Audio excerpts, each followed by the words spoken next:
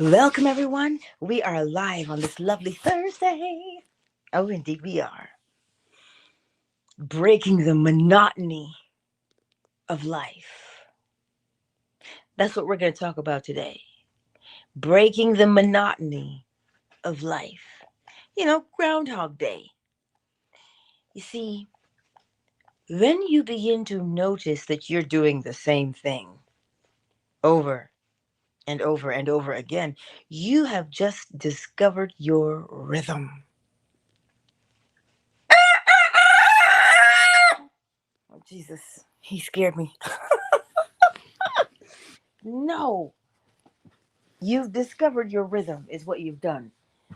Let me.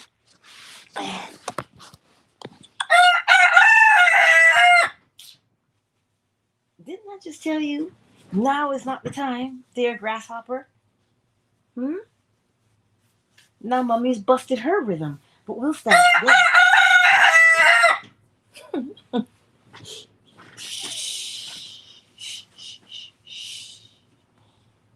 Good boy. Rhythm. When you notice that things are monotonous, you're seeing the rhythm right. You're seeing the rhythm right in front of you. So what do? Well, a rhythm is showing you a pattern, the way you do things over and over again. So the logical thing to do to break a pattern or to disrupt a pattern is to do something different. That's the solution. Look at it from any angle that you want to. Any angle, and you will see that if you're doing something you don't like or want to do or are bored of doing, you find something else. You see, we've also been conditioned in this life that we should have hit after hit after hit, we should have one exciting thrill after another, when in actuality, there is a natural ebb and there is a natural flow, which means it cannot be rainbows and butterflies all day, every day. And when I say that, I'm not talking about, oh, so you mean if I have a great life that I'm going to suffer at some point? No, that's not what I'm saying. What I'm saying to you is, it's the monotonous part. You see, this is why our attention spans have only now been whittled down to about 8 seconds. Because we keep looking for the next big thrill to disrupt the monotony. When in actuality, you're creating more of a problem. Well, how so? You're conditioning yourself, right? If you say, oh, bam, this feels good, do it again. That's like skydiving every day, the bungee jumping every day. That thrill right there, at some point, it too becomes monotonous. But if you look at it,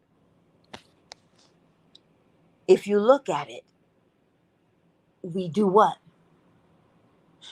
We program ourselves to be on a high all the time because we're afraid of the low.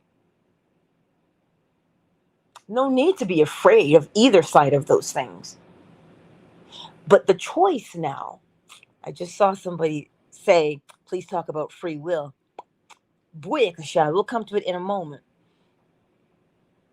When you look at what's happening in your world, you get the choice to say, listen, this isn't cutting it for me.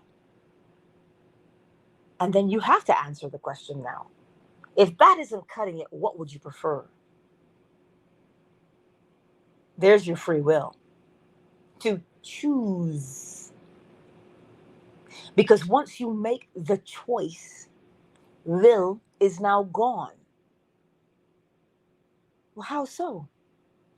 It's quite like when you make the choice to plant a particular thing in the garden. It ends once you plant it, it is done, unless you dig it up. Once you plant a particular thing, it will now bear fruit for you. You don't have a decision. You don't get to choose anymore. You've made your choice in the beginning. So however that thing unfolds is now up to it. Not up to us, it is up to it. Which means you reap what you have sown. So free will is to a certain point. Free will is for you to choose. Because, see, sometimes we get free will confused with willpower. Willpower is the intensity you have to do a certain thing. You know, the will to live. How strong is that thing? That's your willpower. Where we say, I've made up my mind and I'm going to do this. And we try and force things. Whereas if we follow the natural rhythm of a thing, you will recognize that it has its own way of unfolding and you just follow it. That natural ebb and that natural flow. If you think about it, we're not actually, if you observe it, I should say, we're not actually meant to have a high after high after high. This is the problem. If you look into the world of addiction, what ends up happening, we keep chasing the original high. We keep chasing the original high that we had physically. But if you look towards the mental side of things, you don't have to chase anything and you don't have to do something that is unsustainable. Let me see if I can put it into more English, clearer English. The monotony of life. Some people say, I get up and I do the same thing every day. I don't even know what else to do. Because the embers, their passion, it has been lulled. The embers have been somewhat smothered. There's too much structure. There's too much rigidity. There's no flexibility, which leaves you open to being curious and trying new things. So if you want to break up the monotony, take a look at what's going on in your life and ask yourself, okay, is it really monotony or am I just looking for the next dopamine hit? If it's true monotony, curiosity comes out now, if you allow it to come out. You begin to discover more and more things about yourself. This is what happens with us.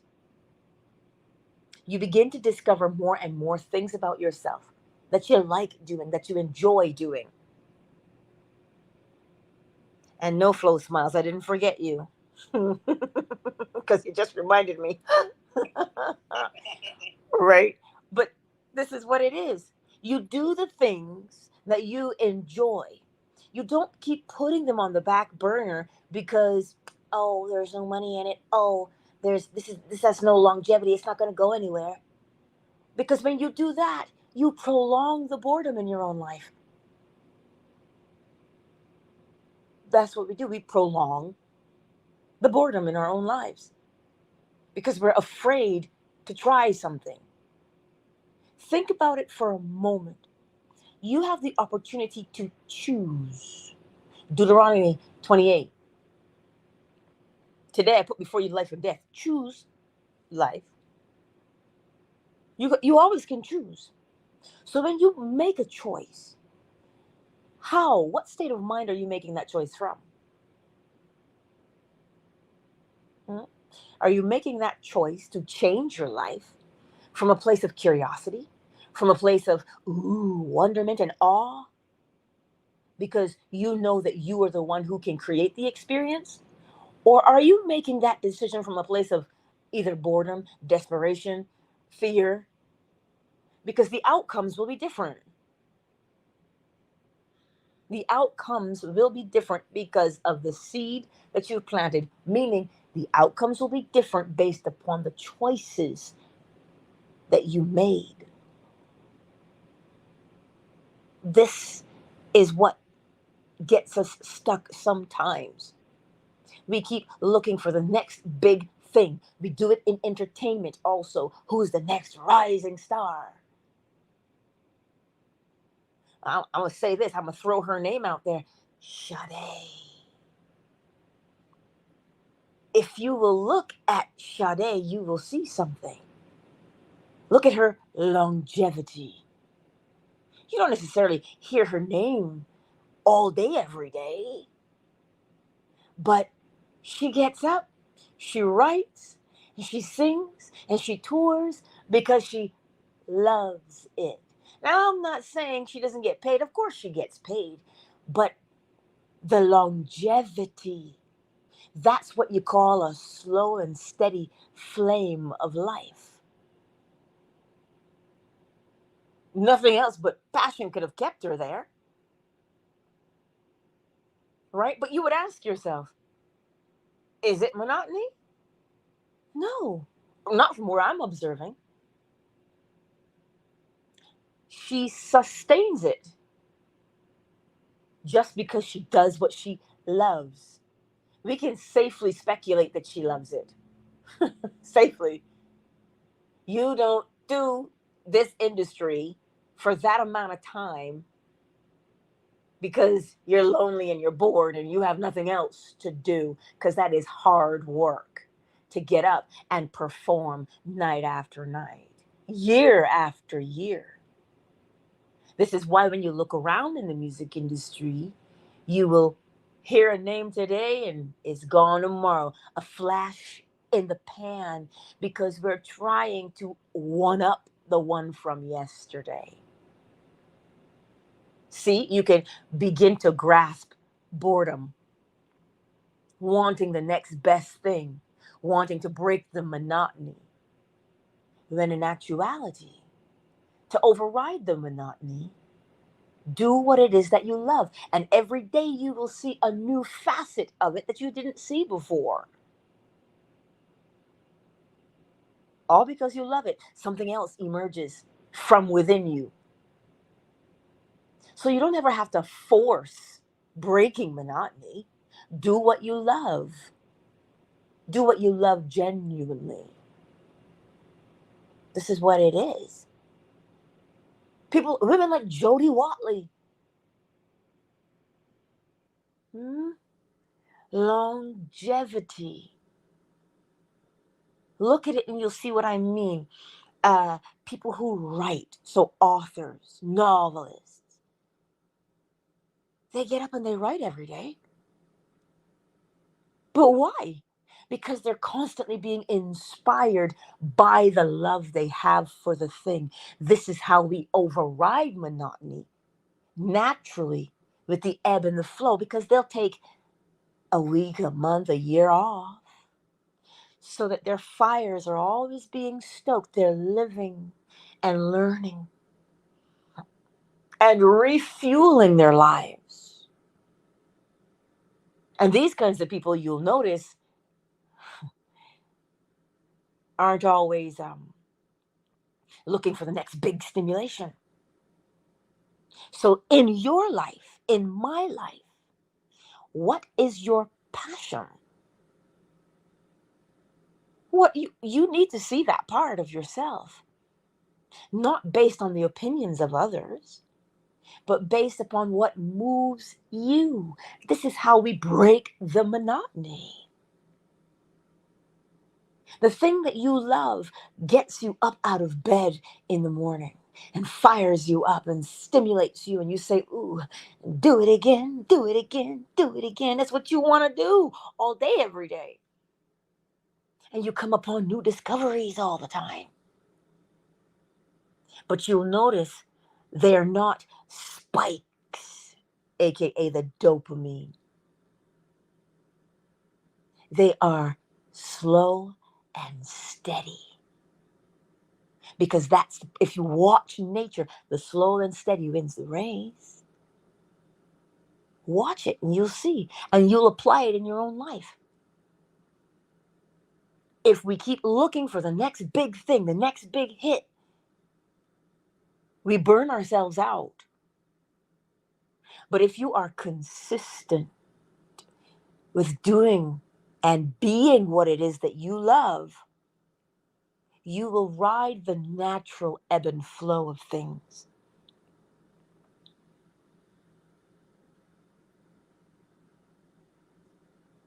All right?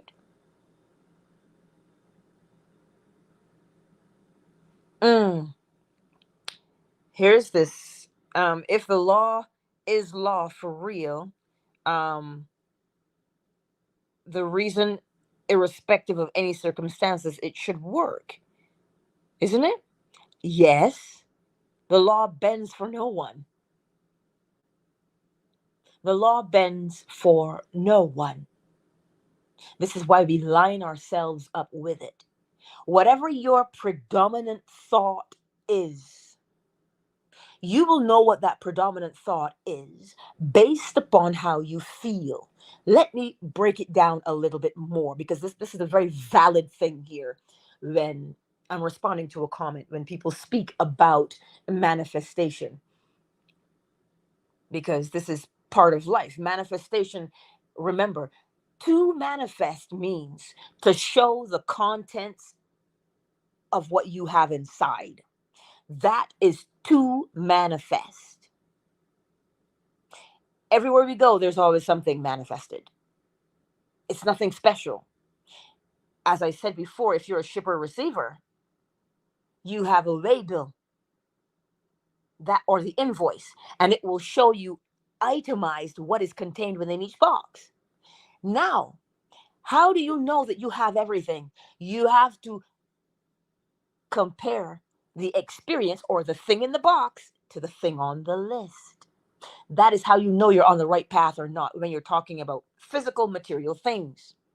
Now, when you're speaking about mental things, if you say, I want this, I have to have it, my life will never change if I don't have this thing. I want you to feel, remember, this is along the lines of monotony as well. My life won't change if I don't have this thing. I want you to feel what that feels like in your body. It is an air of desperation. Feel it. It is an air of agitation. It is an air of anxiety and worry and panic. Don't we have a song like that? If I can't have you, I don't want, right? We have a song like that. What do you mean if I can't have you? Think about what that's saying. If you can't have this, then your life is not worth living. Feel the energy of that. The energy of that, what it makes you feel like in your body, is what you have to see and experience on the outside, because it is what is contained within. So, how do we take ourselves from desperation, aka rent is due, and you ain't ready yet? How do you take yourself from there to having it? By doing the same thing that you're currently doing. The same thing you're currently doing right now is being desperate and worrying, which means you have your mind upon, well, I can't have this. I've been trying forever and nothing is changing, so it must not work. You see, you are ruminating over and over and over again the non possibility. So, to change that, you now begin to ruminate the possibilities. And how do you do it? You get into your imagination, because that's what you're doing already, because we do it naturally. For instance, we jump to conclusions and the worst case scenarios. Oh, but what if this happens? What if that happens? How am I going to behave? How am I going to react? Well, I'd have to do this. I'd have to do that. See, worst case scenario. But what if you now decided, okay, here's the best case scenario. How would I behave in the best case scenario? Now begin to entertain that Begin to entertain that with the same amount of passion that you would to entertain the worst case scenario. Because whichever one you entertain the most, you will have to see the contents of that in your world. So when you say, well, the law doesn't work, of course it does. It's giving you what you have inside. It cannot give you what you don't have inside, because then you would be reaping what you haven't sown. And you can't do that. You always have to reap what you've sown. And there's no other place you will see that cold and hard fact than in your backyard garden. It is not based on opinion. It's not based upon how many months and weeks you fasted and prayed and begged God. Because look at your state of mind when you beg.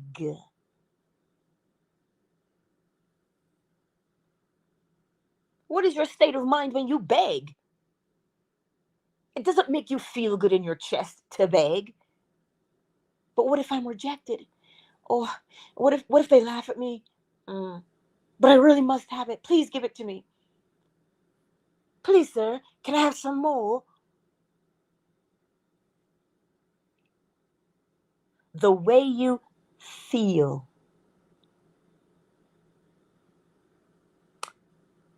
The thing felt is the thing acted upon.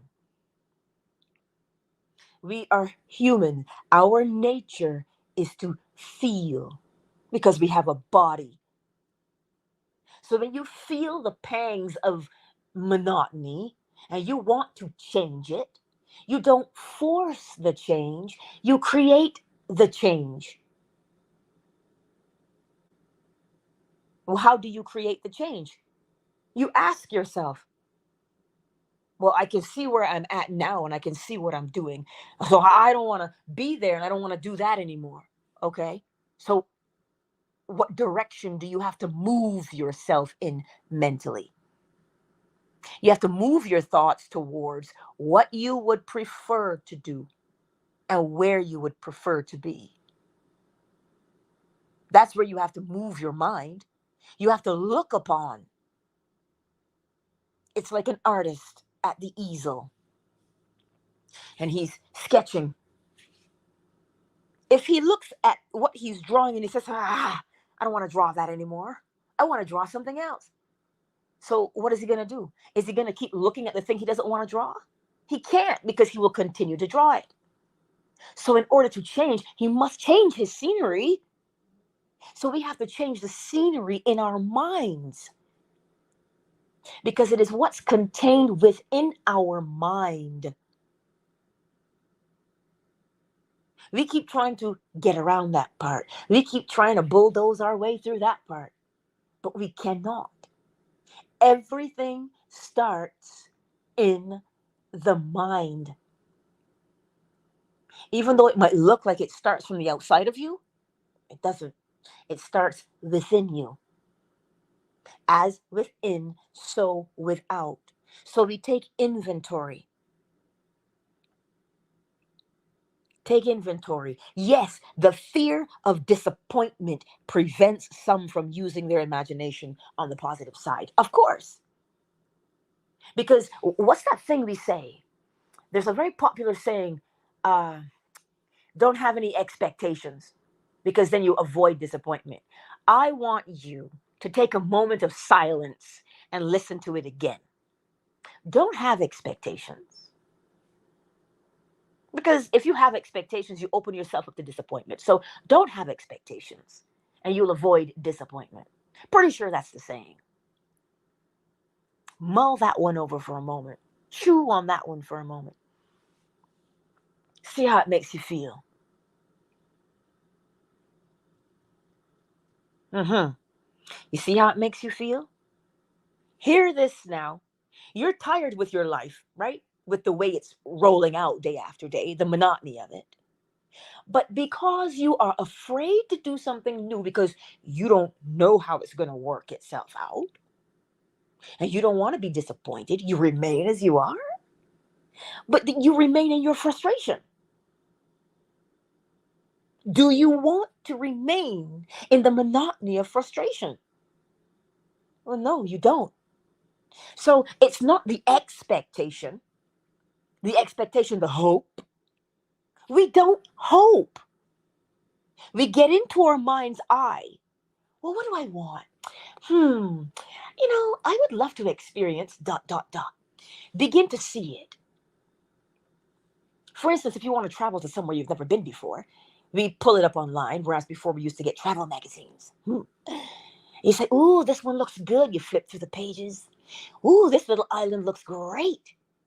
And you begin to get a feeling when you scroll through the images of the destination that you want to go to. You see, we think it came from outside because we're looking at external photos. But the desire to travel came from within. And you decided where you wanted to travel. But you see what holds us in a snare. Well, I don't know if I can afford that. I don't see how that's possible for me to go.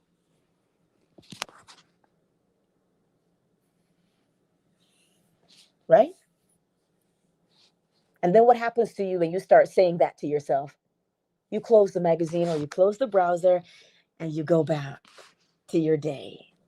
But you see, as you go back to your day, the frustration is like um, it's like a little fire with no real outlet. But fire is not necessarily contained. It has to burn. That's its nature. That's why you burn with the desire of doing it. And when you try to unnaturally suppress it, oh, that anger that comes up, whew, not pleasant. All because you don't want to be disappointed. You don't have to be disappointed. You don't have to be disappointed. What we turn our attention to, what do I want to experience? Regardless of what it looks like on the outside. If you hear, I'm sorry, sir, or I'm sorry, ma'am, but you don't qualify, or you don't make enough. You you don't have enough connections. You look at your bank account and it says, not today, heifer. That's what you say when you look at it. And so now, based upon what's on the outside, you comply with the outside, not realizing that the outside is matching your thought process. So we get to practice the best case scenarios. What keeps you practicing the best case scenario? You love it. You know you want it. That's what keeps you practicing the best case scenario. What would you say? How would you write me in my DMs and tell me, girl, you would not believe it. I did what Neville suggested. And let me tell you what happened. It tripped me out, man. I know what I did. This is freaky. Is that how you would say it to me? Is that your personality? Or would you post a picture and say, you'll never guess what happened to me? What is your personality? What is your way of sharing your good news? Because this is why Neville says to experience in imagination what you would experience in reality if you had what it is you wanted. How would you brush your teeth? What state of mind would you brush your teeth in? Oh, but that's so mundane. That's the point. You get up every day and you brush your teeth, you brush your hair, you wash your face. But those things that you do that seem to be mundane, we always act according to our state of mind. Do you remember that commercial with the toothbrush. And it was just all ground down. And the guy was like, "Oh, what kind of what kind of mood are you in when you brush your teeth?" And then they showed the toothbrush to the dog because she was going to brush the dog, and the dog was like, "Arr!" Because think about it. What frame of mind, what mental state are we in when we perform our daily tasks?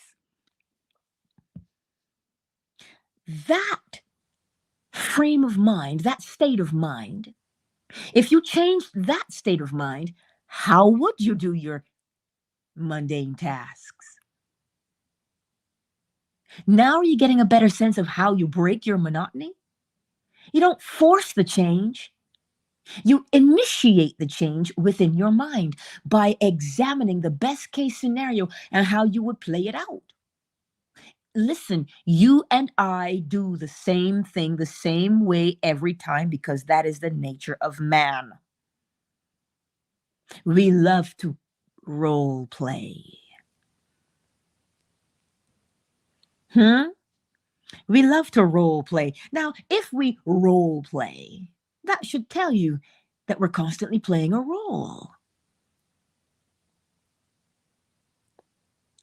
You ever been around someone and you're like, they are so not in the mood. You can tell they're not in the mood.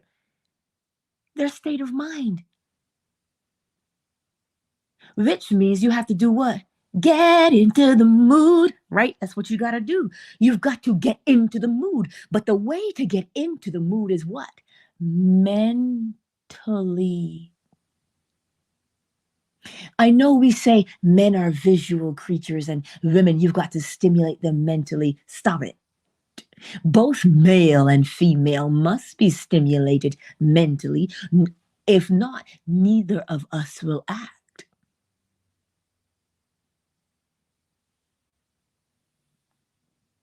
How else do you get a brother in the mood? You paint for him a picture. You paint a picture for him, right? Because he uses the visual because it is mental. When he sees it, there's an image that is conjured in his mind. Ladies, same thing. If he says something to you, the image is conjured in your mind. And the image that is conjured in your mind has a cascade, a domino effect of emotions in your body.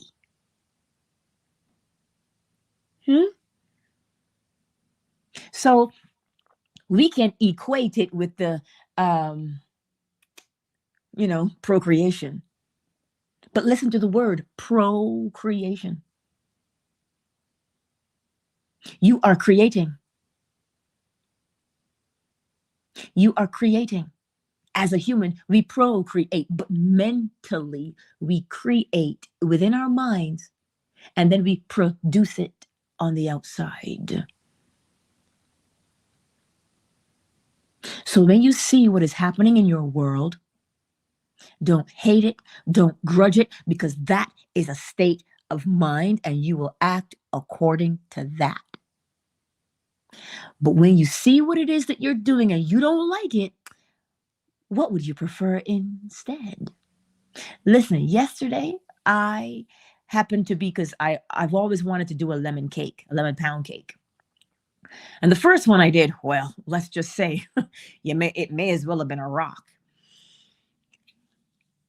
But as I was scrolling through, all I did was see the image of this pound cake, this lemon pound cake. And let me tell you something, when I saw the image, I had never seen a cake so light and airy. And I was like, whoo, child, this is lovely. And as soon as I saw the image, my mouth watered and I said, I have to make this. I saw the image, but the image only responded to the fact that I wanted to make that cake. And I've been wanting to make it for quite some time. So the image came about as a result of my thoughts. And let me tell you something. Whew, a little sweet because you ice it, right? But oh, hallelujah. Did it ever hit the spot? Mm. Now that's what I'm talking about. I bit into that bad boy and I said, that's what I said. Why? Because I was fulfilled. I did not, yeah, Angela, that was only a piece of cake. It's not like it was rent. There is no difference between cake and rent. Mentally, there isn't. Physically, yes, there is. Mentally, there is not. Because mentally, you've got to put yourself in the state of acceptance. What are you accepting? You're accepting that you are the one with the power to change your life. Neville sums it up as righteous anger. You know, you can get angry, but don't sin in your anger. He says, we keep hearing from the outside, that's not possible. No, that's not allowed. No, you can't do this. No, you can't do that. He says, it doesn't matter if you hear no. Be like the guy in the Bible who knocked on the door. Listen, the guy is in bed. He is asleep. And this guy on the outside is rattling his door and saying, hey, please, you got to help me. I need this. And the guy inside says, dude, I am asleep. My children are asleep. Leave me alone. Now, the guy on the outside could have said, sure, cool beans, and left. But he did not. From the outside, when you read that story, it looks like he's begging. Nah, he did not take no for an answer. He stayed focused on the desired outcome. What was the outcome? He needed bread for his guests. That's what he needed. So to stay in the desired outcome, you replay whatever scenario in your mind that crops up naturally for you. Listen, let me put it this way. If you are a gossip, okay? If you are a gossip, what do? You call somebody and say, let me tell you something. Did you hear? Well then, if you are the gossip, spread the rumor of what? Your success. Because to spread the rumor feels good to you. So spread the mental rumor. See how it feels. But if you are the one who overhears the gossip, Neville mentioned this. He says, if you overhear somebody talking about you, put the words in their mouth then. What words do you want them to say? Because that depends on what you want to hear about yourself. Well, then hear it. If they're talking about you, man, did you hear about her? How did she get what she got? Oh, is she selling drugs? You can't come into that kind of money overnight. What's she doing? The moment you begin to hear somebody talking about you, your body responds, does it not? You want to go in there and choke a bitch because you want to defend yourself. But don't do that. Play it out in your mind's eye. Hear what you want to hear. Rehearse what you would say when you walk by. And you know when somebody's talking about you and you walk by and they shut up? What look would you give? Because you know how you do it. What look would you give? You don't have to say nothing, but the look of love, right? The look that you give says everything, because the look that you are giving out is mirroring the sensation you hold within yourself. So when you give a look, what's the feeling that accompanies that look? Well, then practice giving the look in the mirror, not just because you want to see what it looks like. You want to know what it feels like. For instance, another picture. If you put on a particular pair of shoes, how are you going to walk in those shoes? Well, you're not going to stomp around, are you? Depends on the shoes. If they're galoshes, yes, you will. But if you have a beautiful pair of loafers or whatever gentlemen wear, boots, I don't know. But ladies, I know how I feel when I put on my red high heels. Hello. I didn't say red bottoms because homie don't play that. Red high heels.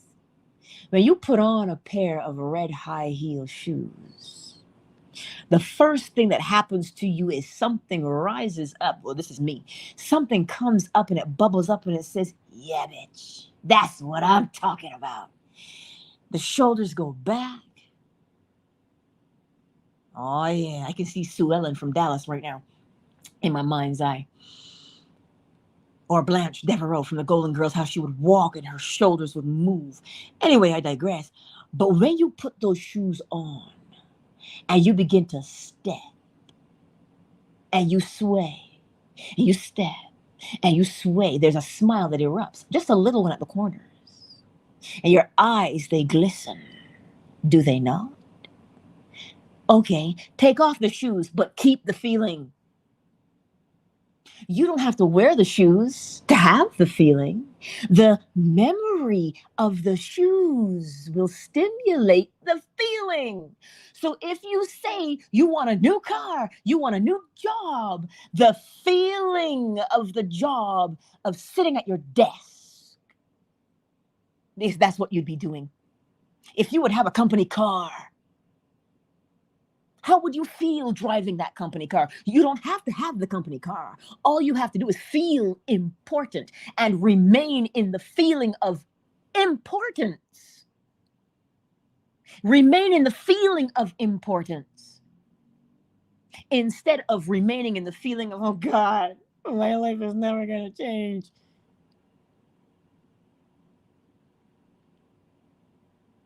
All you got to do is find your personality. Find your personality, the way you do things. I'm telling you how I do things because I tend to flare on the side of dramatic, but you know me by now. I trust.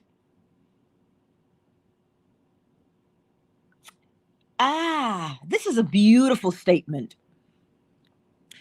This person says, but playing role play is summed up to delusion by most coaches.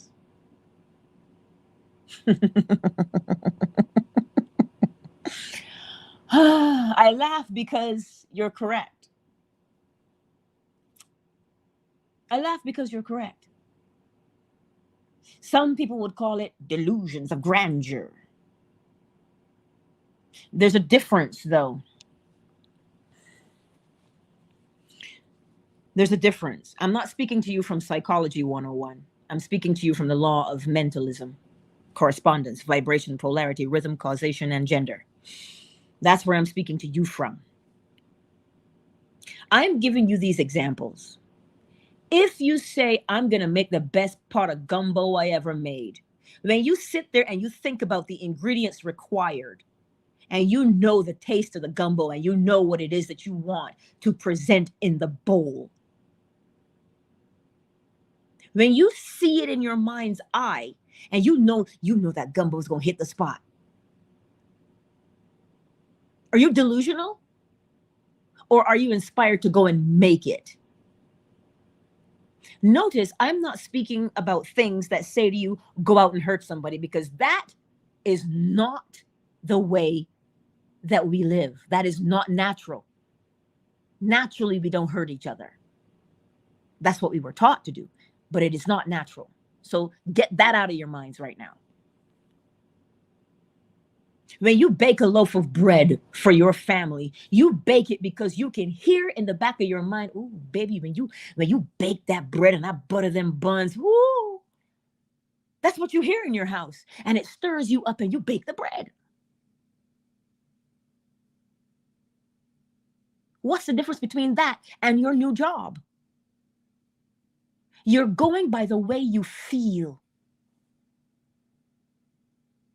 Because in order for you to feel it, you had to have seen it in your mind's eye. And if you see the thing, if you see the object of your desire, not, because I know this question will come up. And obsession is different from desire. Obsession is born out of fear. You know, you obsess about something. Oh, I gotta have that. And you get it and you stifle it. It's not, you don't actually want it. You want to have power over it. But a desire is, ooh, this would be beautiful in my life. Now let me share it.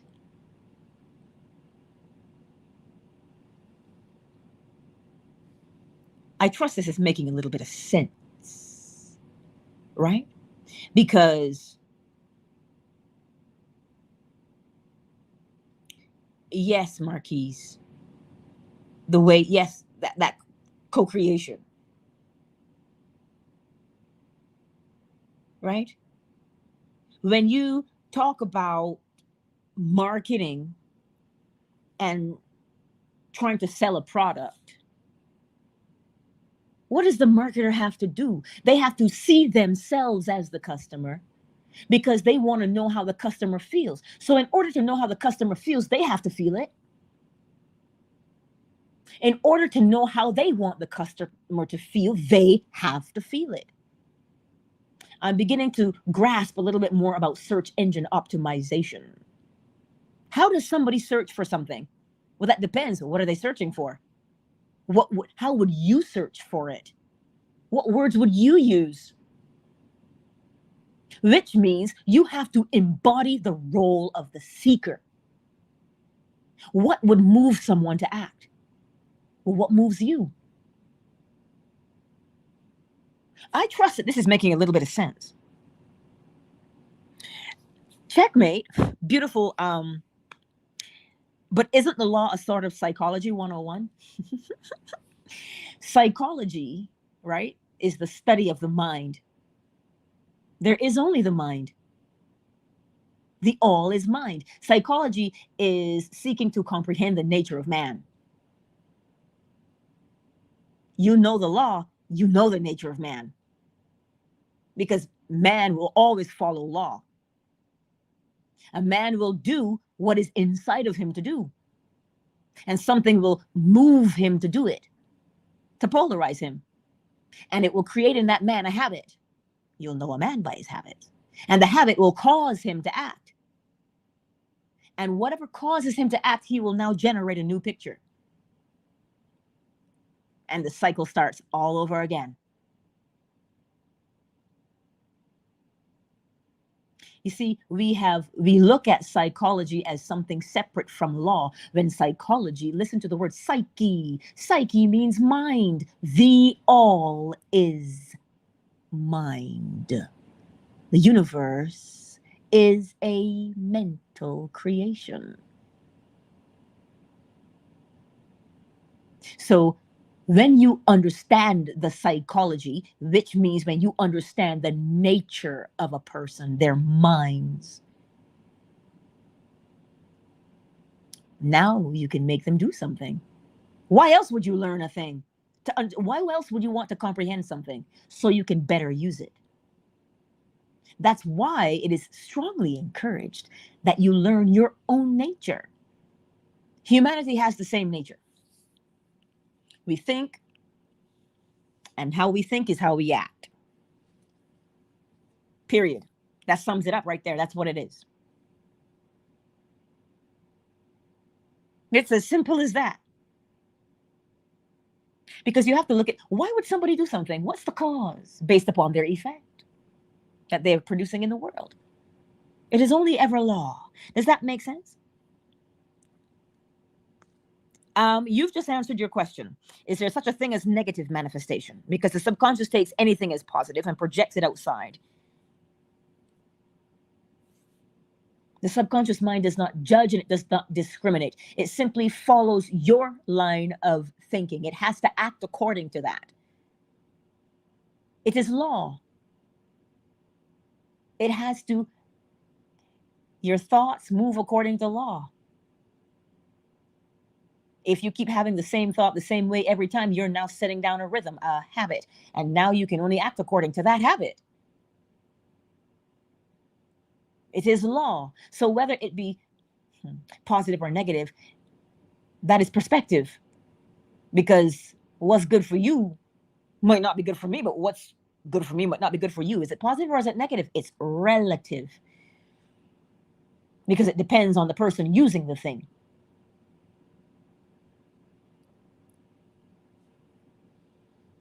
So I trust, my beautiful friends, that today wasn't too heavy. But let me pop into the fan base chat. Dua says, how we think is how we act. He goes, that's a gem, Angela. Well, it is law, yes. As within, so without. You must reap what you have sown. You'll know when you have sown it, because you'll feel it. You will know when you have sown a thing because you feel it.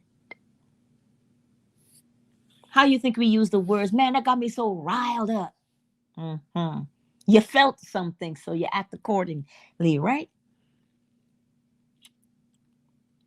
So begin to put it in perspective. Let me say this phrase. Get to know your personality. Your personality, your nuances then. Right? Your nuances. I tell you, I tend to flare on the side of dramatic every single time because that is my personality. I learned that. I had to be. I had to be. Why? I would have to tell you, it stems from back in the day, having to lead worship at a very young age in church. I had to develop charisma. How else would a congregation follow you if you can't stir them up? But I had to stir myself up. I didn't know what I was doing at the time, but it is law. You understand? Right? So I know me. I know I'm dramatic. So when I think of things, I'm like, ooh, what would I say? But that depends on my personality. Now, how would you behave? Reason being, if you pay attention to yourself, we are always experiencing in imagination what we would experience in reality.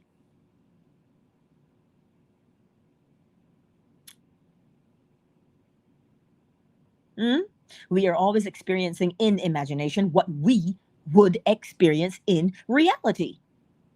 Who did you cuss out in your mind's eye today? That's what I'm trying to tell you. We always do it because that is the nature. So find your core essence. Find that nuance. Dua. Oh no, it's Marquise. Marquise says he was suppressing his dramatic nature. Do you know why we suppress our nature? Because either somebody laughed at us, or somebody called us a loser, or somebody said, stop acting a fool. That's why we suppress who we are, because we don't want to be laughed at. We're afraid. So let me ask you this question. If God is within each and every one of us, and we suppress who and what we are we not suppressing God? Oh. Yes, Dua, the boomerang always comes back. Always. It has to. Checkmate, you are so welcome. Listen, let me say welcome to everyone in the house, because this girl has been prattling on.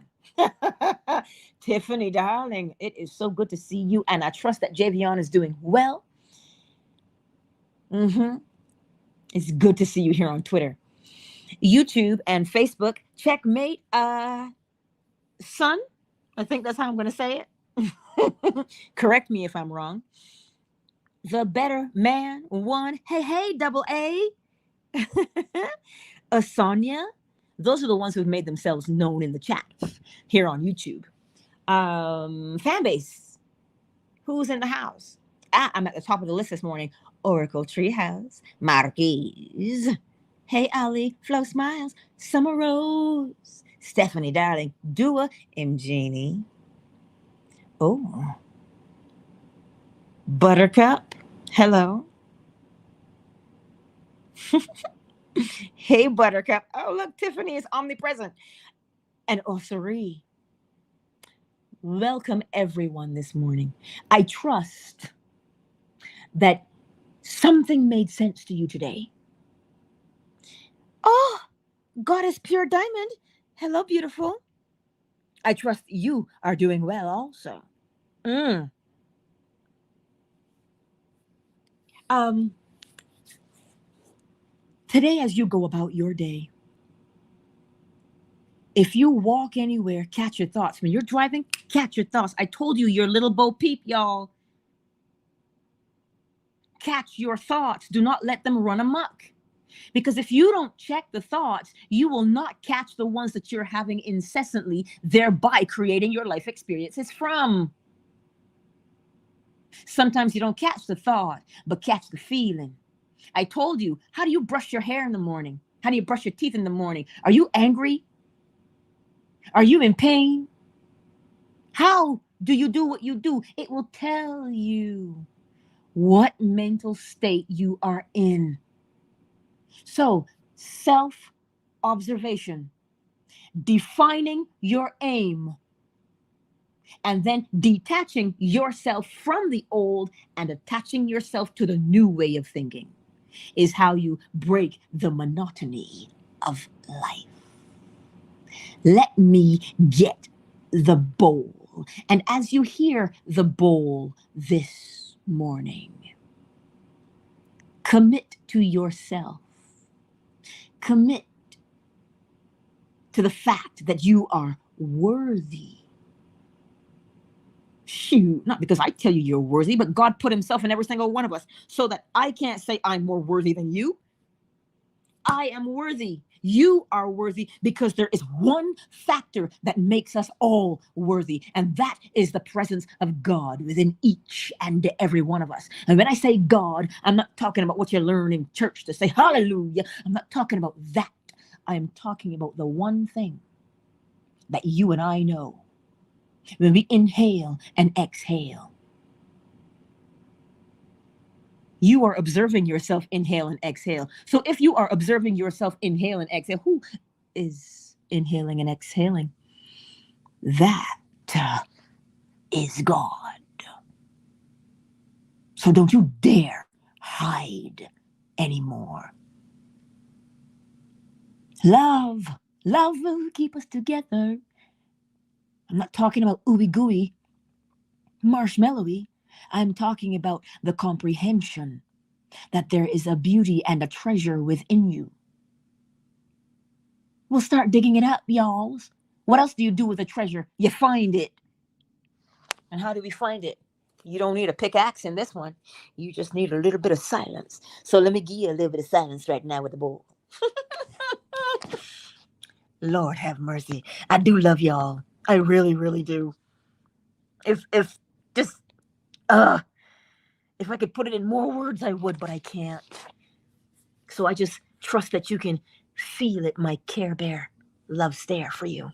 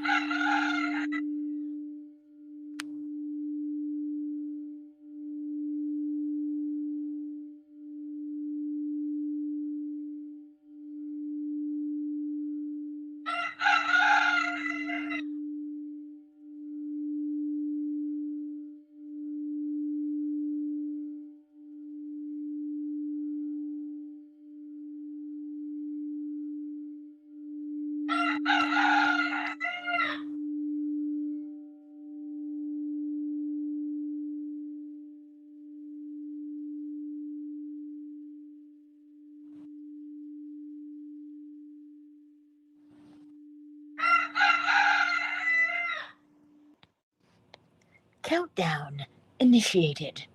5, 4, 3, 2. Double up. Sorry. I couldn't help myself. Listen, I love you so much. Twitter, you're awesome. Lord have mercy. Let me cue up the water here. YouTube and Facebook. Well, checkmate psychotherapy is psychotherapy is man's way, but the law way tells you how to deal with things. But I can't speak out of turn because I've not been educated in psychology or psychiatry. I just know the law. Yeah. So everybody on YouTube and Facebook, I'll see you tonight, 10:45 p.m. Eastern Standard Time. Do you know what tonight's lesson is about? The law, self-circumcision. It should prove to be a very interesting lecture, I'll tell you that. Anywho, YouTube and Facebook, I will see you tonight if you are available. 10:45 p.m. Eastern Standard Time. Much love to you.